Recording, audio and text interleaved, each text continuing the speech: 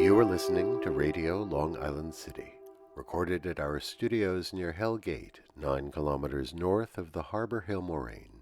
And now, the Observatory. The Observatory, Monday the 6th of April, 2026. It is 17 days after the spring equinox.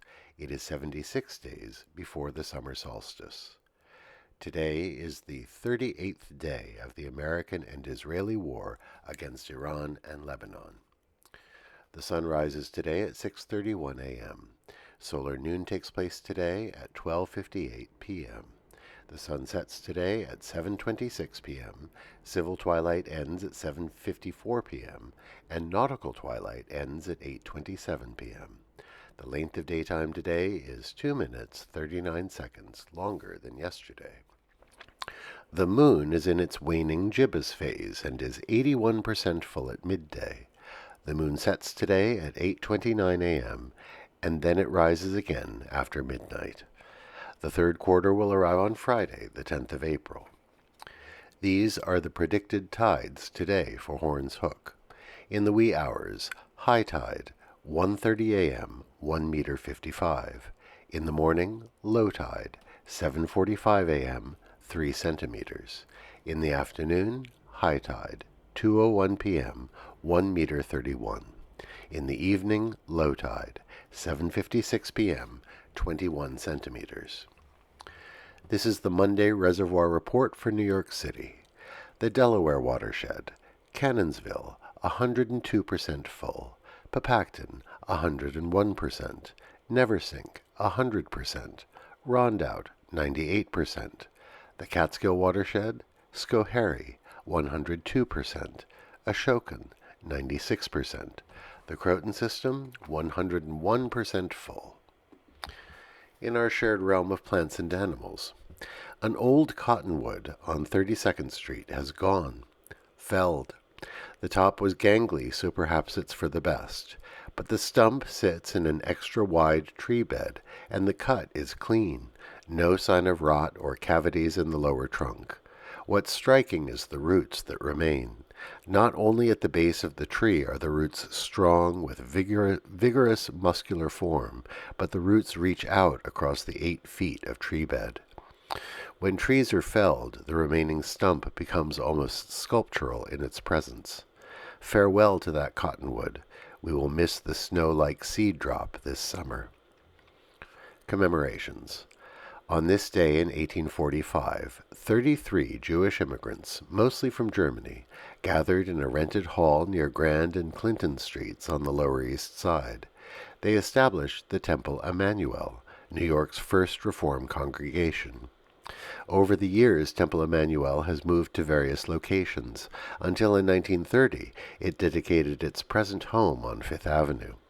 The Art Deco building can seat 2,500 people, more than St. Patrick's Cathedral.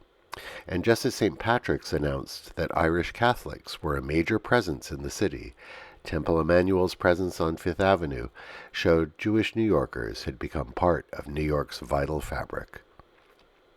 On this day in 1896, the first modern Olympic Games opened in Athens. We are currently in the third year of the 33rd modern Olympiad.